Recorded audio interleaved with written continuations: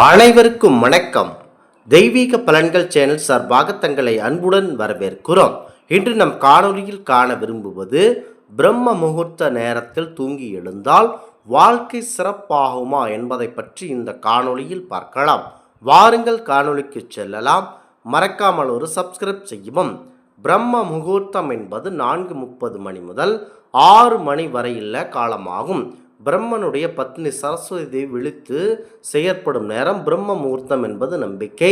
இதனால் இந்நேரம் சரஸ்வதி யாமம் என்றும் அழைக்கப்படுகிறது. மனிதனுடைய பல்வேறு விதமான பிரச்சனைகளை போக்கவும் இறைவனுடைய அன்பின் மனதை நிலைநாட்டவும் பரம்பொருள் சிவபெருமானால் கொடுக்கப்பட்ட ஒரு அற்புதமான நேரம்தான் பிரம்ம முகூர்த்த நேரம். இந்த பிரம்ம முகூர்த்தம் என்பது பிரம்மன் அவர்கள் பரம்பொருள் சிவபெருமானை நினைத்து அற்புதமான வரங்களை பெற்றதால் பிரம்ம முகூர்த்தம் என்று சொல்லப்பட்டு வருகிறது. படைப்பு கடவுளான பிரம்மதேவர் நீண்ட காலமாக தூங்கிவிட்டதால் அவரை உறக்கத்திலிருந்து எழுப்பிய பரம்பொருள் சிவபெருமான் அவர்கள் இந்த கலியுகத்தை, அதாவது பிரம்மாவின் இரவை பிரம்மாவின் பகலாக்க வேண்டும், அதாவது சத்யுகம் என்ற உலகத்தை இந்த பூமியில் ஏற்படுத்த வேண்டும் என்று பிரம்மாவிற்கு கட்டளையிடுகிறார் சிவபெருமான். அதன்படி தன்னுடைய நிலையில் உறங்கிக் கொண்டிருந்த பிரம்மாவும் விழிப்படைந்து சிவபெருமானை பிரார்த்திக்க அவரிடம் வரங்களை பெற எந்த நேரம் உகந்தது என கேட்கிறார். அப்போது சிவபெருமானும் பூமியின் கணக்குப்படி அதிகாலை நேரம் என்னை நினைக்க என்னிடமிருந்து அளவிட முடியாத சக்திகளை பெற நினைத்த காரியத்தை சாதித்து கொள்ள அதிகாலை நேரத்தையும் சந்தியாகாலம் என்று சாயங்கால வேளையும் பயன்படுத்தி கொள்ளலாம் என கட்டளையிடுகிறார் பிரம்மதேவருக்கு. பிரம்மா அதன்படி பூமியின் கணக்குப்படி நாள் முழுதும் இறைவனுடைய நினைவில் இருந்தாலும் அதிகாலை என்ற பிரம்ம முகூர்த்த நேரத்தையும் சந்தியா காலத்தையும் மிக சிறப்பாக பயிற்சிக்காக சிவபெருமான் கட்டளைப்படி பயன்படுத்தினார். பிரம்மாவும் அந்த அதிகாலை நேரத்தில் சிறப்பு பயிற்சி செய்ததால் அவரின் பெயரையோ பூமியில் கணக்குப்படி அதிகாலை 4 மணி முதல் 5 மணி உள்ள பிரம்ம முகூர்த்தம் என்றே அழைக்கப்படுகிறது. இந்த நேரத்தை பயன்படுத்தி கொண்டு பிரம்ம முகூர்த்த நேரத்தில் எந்த ஒரு மனிதன், அதாவது பிரம்மதேவருக்கே வருளை வழங்கினார் பரம்பொருள் சிவபெருமான் அவர்கள்.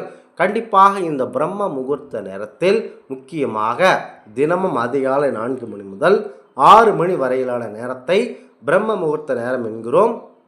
இது சூரியன் மற்றும் சந்திரன் இணையும் நேரமாகும்.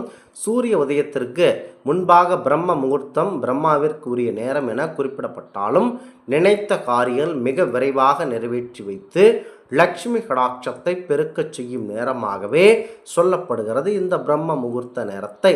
பிரம்ம முகூர்த்த நேரத்தில் எழுந்து வழிபடுவர்களுக்கு அனைத்து தெய்வங்களின் ஆசிகளும் கிடைக்கும் என்பது நம்பிக்கை. பலரது வாழ்க்கையில் மாற்றத்தையும் ஏற்றத்தை கொடுத்தும் நேரமாக பிரம்ம முகூர்த்த நேரம் இருக்கிறது. பிரம்ம முகூர்த்தம் என்பது மிகவும் சக்தி வாய்ந்த உன்னதமான நேரம் என சாஸ்திரங்கள் வலியுறுத்துகின்றன. மொத்தமுள்ள 64 முகூர்த்தங்களில் முதன்மையான முகூர்த்த நேரமாக சொல்லப்படுவதுதான் பிரம்ம முகூர்த்த நேரமாகும். இது பிரம்ம தேவருக்குரிய நேரமாகும். அனைத்து தெய்வீக சக்திகளும் ஒன்றிணையும் நேரமாகவும் கூறப்படுகிறது. பிரம்ம முகூர்த்த நேரத்தில் எந்த ஒரு விஷயத்தை செய்தாலும் அதன் பலன் பல மடங்காக பெருகும் என சொல்லப்படுவதுண்டு. இந்த நேரத்தில் மிக எளிமையான வழிபாட்டினை தொடர்ந்து வந்தால் நம்முடைய வேண்டுதல்கள் எதுவாக இருந்தாலும் நிறைவேறும்.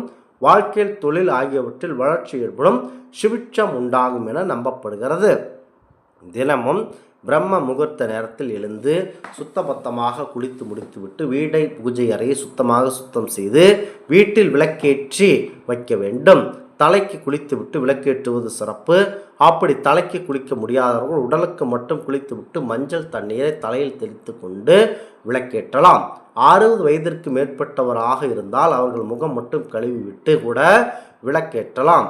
ஆனால் நடுத்தர வயதுடையவர்கள் கண்டிப்பாக குளித்து விட்டு தான் பூஜை செய்ய வேண்டும், விளக்கும் ஏற்ற வேண்டும்.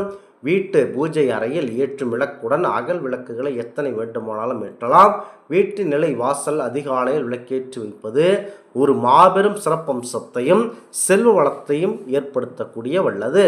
ஒரு விரிப்பிட்டு அதன் மீது அமர்ந்து முதலில் தட்சிணாமூர்த்தி வணங்கிவிட்டு அவருக்குரிய ஸ்லோகங்களை 11 முறை சொல்ல வேண்டும். விளக்கேற்றும் போது சொல்ல வேண்டிய ஸ்லோகத்தை 3 முறை சொல்லி விளக்கேற்ற வேண்டும். இந்த மந்திரங்களை சொல்லிவிட்டு திருமணம், குழந்தை, வேலை, படிப்பு, பொருளாதார பிரச்சனை எந்த காரியமாக இருந்தாலும் கண்டிப்பாக இந்த பிரம்ம முகூர்த்த நேரத்தில் எழுந்து வழிபடுவதால் கண்டிப்பாக கைகூடும். மனதார வேண்டிக் கொள்ள வேண்டும். இப்படி தொடர்ந்து தினமும் விளக்கேற்றி மந்திரங்களை சொல்லி வேண்டி வந்தால் ஒரே வாரத்திலேயே உங்களின் வேண்டுதல் நிறைவேறுவதற்கான வாய்ப்புகள் பிறக்கும். பிரம்ம காயத்ரி மந்திரத்தை 108 முறை சொல்லி வழிபட்டு வந்தாலும் வாழ்க்கையில் மாற்றத்தை ஏற்படுத்த வல்லது.